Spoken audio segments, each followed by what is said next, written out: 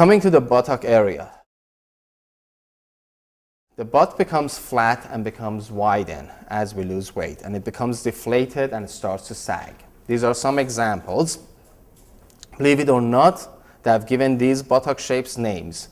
They call this boxy, A-shaped, V-shaped, and round-shaped.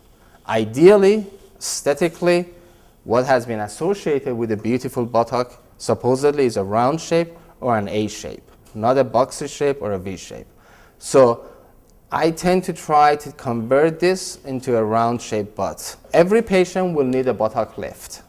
Most patients will need a buttock lift and reduction of the width of the butt, and virtually everybody will need a lift with augmentation. The problem with just doing a lift is the fact that it actually reduces the projection of the buttock as a result of the lift. It flattens the butt. And in a female, it's not very sexy, obviously, to have a flat butt.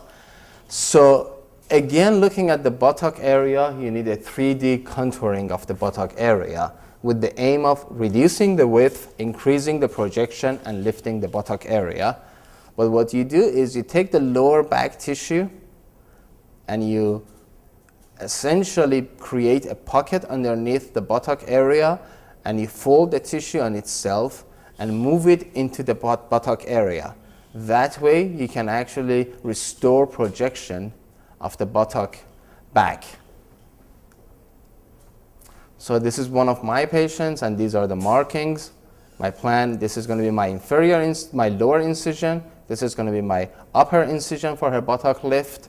This is going to be her lower body lift, removing about 10 inches on each side or more. This is her incisions for the spiral thigh lift, starting from the back of the thigh. But what I want you to notice is the yellow boxes or hashed area. These are going to be preserved and used to augment her own buttock. Okay, so for that patient, she goes from this to that picture.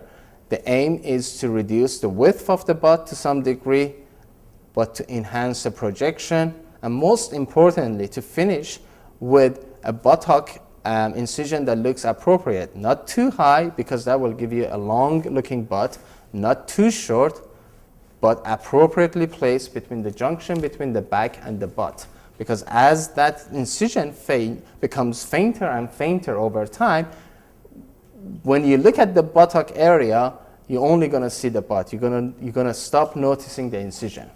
And ideally, you want to place that incision in a V shape. Okay, another one of my patients, 48-year-old from Baltimore. She had lost 160 pounds of weight, really has nothing, no fat to start with. And this was one of the more challenging cases. I had to use every ounce of her own fat to really try to give her a more feminine look.